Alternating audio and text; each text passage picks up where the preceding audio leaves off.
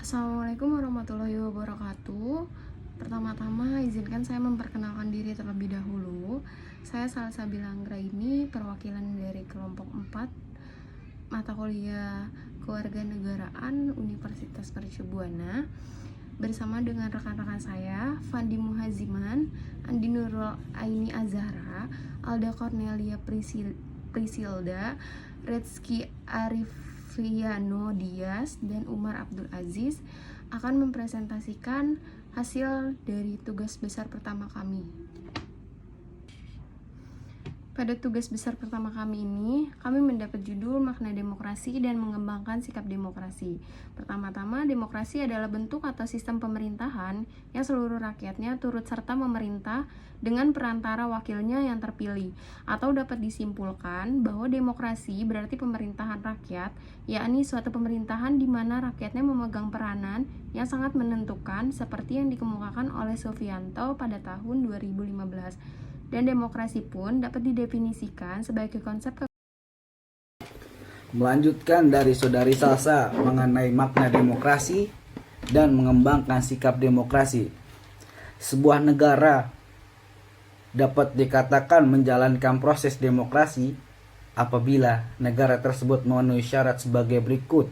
Yang pertama, negara tersebut menjalankan konstitusional, hal yang berhubungan dengan kemauan, kehendakan, kepentingan rakyat yang ditulis secara konstitusi dan undang-undang. Dan negara tersebut menjalankan hukum harus secara adil bagi seluruh warga negaranya. Yang kedua, syarat negara menjalankan proses demokrasi yaitu adanya perwakilan rakyat yang berfungsi sebagai menyampaikan aspirasi masyarakat yang nantinya akan disampaikan kepada pemerintah dan jajarannya. Kedaulatan rakyat sudah diwakilkan kepada mereka yang sudah dipilih, kepada mereka yang sudah dipercayai oleh rakyat itu sendiri.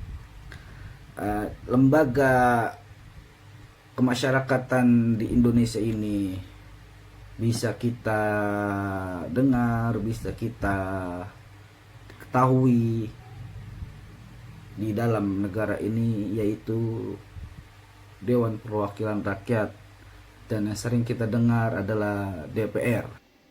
Ketiga, menjalankan pemilihan umum. Sebuah kegiatan politik yang dilaksanakan untuk memilih pihak-pihak yang menjalankan pemerintahan, baik di tingkat pusat maupun di tingkat daerah. Pemilu dilaksanakan secara rutin dalam periode waktu tertentu. Dan keempat, adanya kepartaian. Menerapkan sistem kepartaian yang akan menjadi media atau sarana untuk menjadi bagian dalam melaksanakan sistem demokrasi. Melalui partai, rakyat dapat menyampaikan aspirasinya kepada pemerintahan yang sah.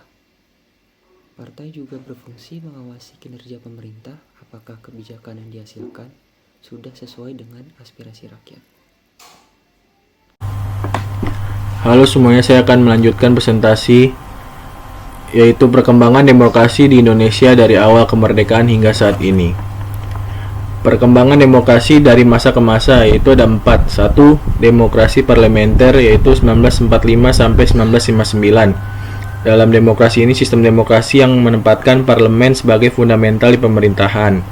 Yang kedua, demokrasi terpimpin yaitu pada tahun 1959 sampai 1965. Sistem pemerintahan, segala kebijakan atau keputusan yang diambil dan dijalankan berpusat kepada satu orang. Selanjutnya ada demokrasi Pancasila era Orde Baru, yaitu 1965 sampai dengan 1998. Demokrasi yang menjadikan Pancasila sebagai landasan demokrasi. Yang terakhir adalah demokrasi reformasi, yaitu tahun 1998 sampai dengan sekarang. Fase demokrasi yang kembali ke prinsip dasar demokrasi. Selanjutnya akan dilanjutkan oleh teman saya. Baik, saya Alda akan melanjutkan presentasi dari Saudara Fendi. Penerapan sikap dan nilai-nilai demokrasi dalam kehidupan sehari-hari. Perilaku demokrasi adalah perilaku yang menjunjung tinggi demokrasi dan menerapkan semua sistem nilainya dalam bernegara. Berikut adalah beberapa perilaku demokrasi Pancasila yang harus dilaksanakan dalam kehidupan sehari-hari. Menggunakan kebebasan dengan bertanggung jawab. Setiap warga negara yang hidup di bawah negara dengan sistem demokrasi tentunya memiliki kebebasan dan dilindungi konstitusi terkait dengan segala hak dan asasinya. Namun, perlu diperhatikan bahwa kebebasan tersebut merupakan yang haruslah bertanggung jawab. Maksudnya, kebebasan tersebut harus pula memerhatikan dan menghargai hak orang lain. Selanjutnya, membiasakan taat peraturan. Perilaku taat peraturan ini sudah mulai memudar terutama di Indonesia. Taat yang dimaksud baik ketika diawasi maupun ketika tidak diawasi. Contohnya saja sekarang di masa pandemi, setiap warga yang keluar rumah harus menggunakan masker dan menjaga jarak sekurang-kurangnya 1 meter. Akan tetapi, jika kita melihat realita, masih banyak warga negara yang tidak taat dengan aturan tersebut. Padahal, seyogianya sebuah aturan dibuat demi ketertiban dan keamanan warga negara tersebut. Contohnya lagi, ketika di jalan raya, para pengemudi kendaraan roda 2 wajib menggunakan helm. Akan tetapi, masih sering kita jumpai warga negara yang tidak taat. Contoh lain juga para pejabat negara yang melakukan korupsi, padahal mereka sudah mengetahui jika tindakannya tersebut melanggar undang-undang dan menyengsarakan rakyat kecil. Selanjutnya, lebih mengutamakan persatuan dan kesatuan nasional. Masyarakat yang tinggal di negara demokrasi haruslah mengutamakan persatuan dan kesatuan. Oleh karena itu, jika ada masalah antar kelompok atau antara golongan, alangkah baiknya jika diselesaikan secara musyawarah. Musyawarah dilakukan dengan mengutamakan persatuan dan kesatuan.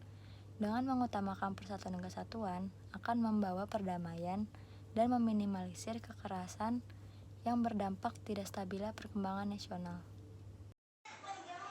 Menjunjung tinggi persamaan. Negara Indonesia terdiri dari berbagai keragaman, mulai dari suku bangsa, budaya, agama, hingga warna kulit. Oleh karena itu, sikap yang harus ditanamkan dalam diri setiap warga negara adalah menghargai dan menghormati perbedaan tersebut. Bukannya malah mengejek ataupun membedakan diri dengan tidak bergaul dengan yang minoritas. Oke, next. Membiasakan diri menyalurkan aspirasi secara damai dan tidak anarkis.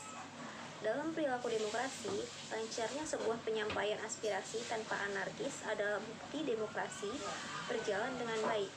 Namun, juga perlu diperhatikan dalam penyampaian aspirasi tersebut harus tertib dan tidak anarkis. Demo merupakan adalah salah satu cara penyampaian aspirasi, akan tetapi para demonstran haruslah tertib seperti tidak merusak fasilitas negara dan membawa senjata tajam. Oke, next. Kesimpulan dari penjelasan teman-teman semua bahwa demokrasi merupakan bentuk atau sistem pemerintahan di mana setiap orang berpartisipasi di dalam pemerintahan melalui perwakilan mereka atau pemerintah, dan demokrasi didasarkan pada distribusi kehendak rakyat. Sekian penjelasan dari kelompok kami, kurang dan lebihnya mohon maaf. Wabillahi taufiq wa hidayah. Wassalamualaikum warahmatullahi wabarakatuh.